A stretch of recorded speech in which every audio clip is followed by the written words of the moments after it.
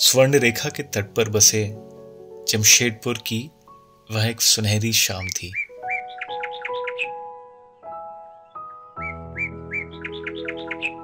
दूर कहीं क्षितिज पर सूर्य अस्ताचल था।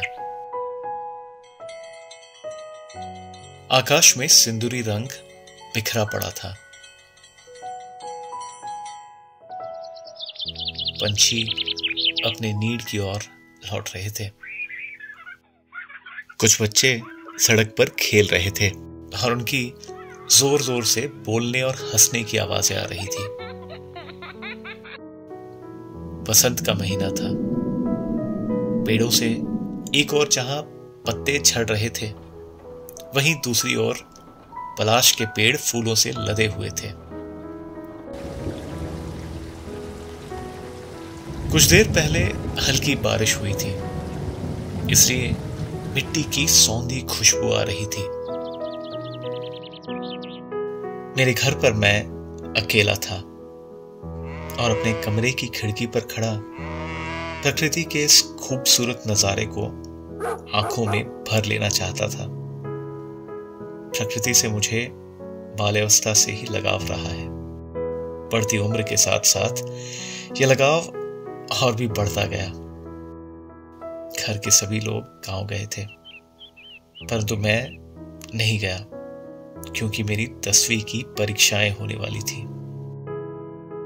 मैंने खिड़की के पर्दे को थोड़ा सरका दिया था ताकि मैं बाहर देख सकूं। खड़े खड़े मैं ईश्वर की अद्भुत कृतियों को देख रहा था। तभी अचानक मेरे फ्लैट के सामने एक मोपेड आकर रुका। मोपेड एक लड़की चला रही थी। उसने हेलमेट पहन रखा था। तभी उसने अपना हेलमेट उतारा और मेरी नजर उसके चेहरे पर जम गई, क्योंकि यह वह चेहरा था जिसे मैं क्लास 1 से देख रहा था। उस बाल्यकाल से ही मैं इस लड़की के लिए कुछ अलग और स्पेशल फील करता था। पहले तो वो मेरे क्लास तक ही मेरे सामने होती थी, लेकिन क्लास 5 में उसके पापा को मेरे पड़ोस का क्वार्टर अलॉट हो गया। मेरे लिए यह किसी जैकपॉट लगने से कम नहीं था। मैं पढ़ने में औसत दर्जे का था, पर वह एक मेधावी छात्रा थी। हमेशा टीचर्स उसकी तारीफ करते। मैं क्लास 1 से अब तक उसका सहपाठी रहा, पर मेरी उस लड़की से कोई 1 या 2 बार ही बात हुई होगी। साधारण नैन नक्श की उस लड़की में जाने कैसा आकर्षण था जो मुझे उसकी ओर जैसे खींचता था। समय बीतता गया और हम क्लास 9th में पहुंच चुके थे जब उसके पापा को थोड़ी ही दूर पर एक दूसरा क्वार्टर अलॉट हो गया और वो मेरे पड़ोस से हटकर कुछ दूर पर रहने चली गई। उस दिन मेरा ईश्वर पर से विश्वास जैसे उठ गया।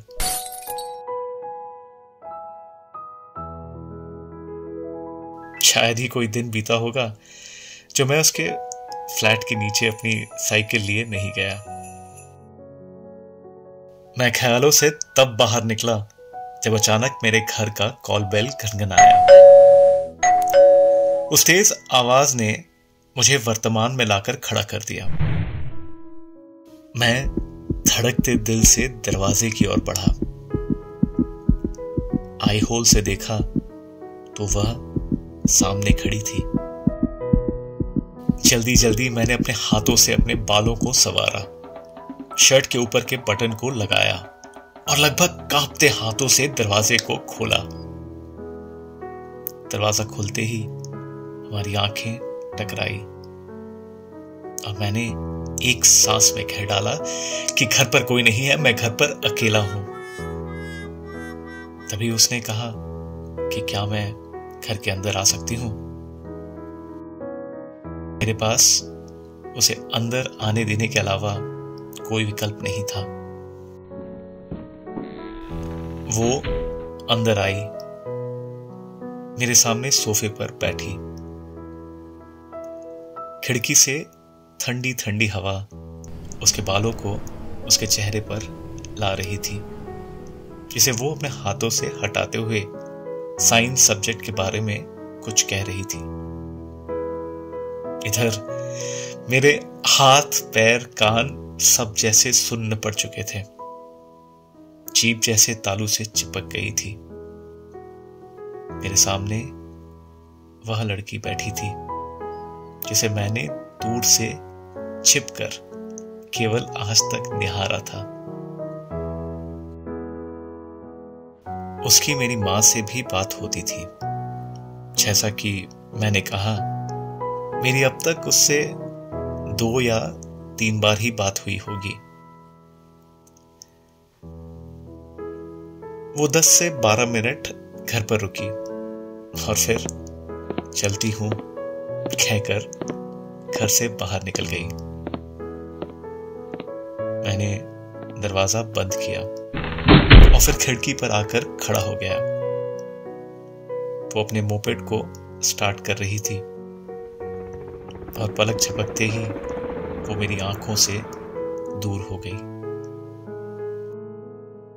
फिर हमारी 12वीं तक की पढ़ाई पूरी हुई। उसके 12वीं में बहुत अच्छे अंक आए थे और उसका चयन देश के एक प्रसिद्ध इंजीनियरिंग कॉलेज में हो गया था और उसने अपने आगे की पढ़ाई के लिए शहर छोड़ दिया।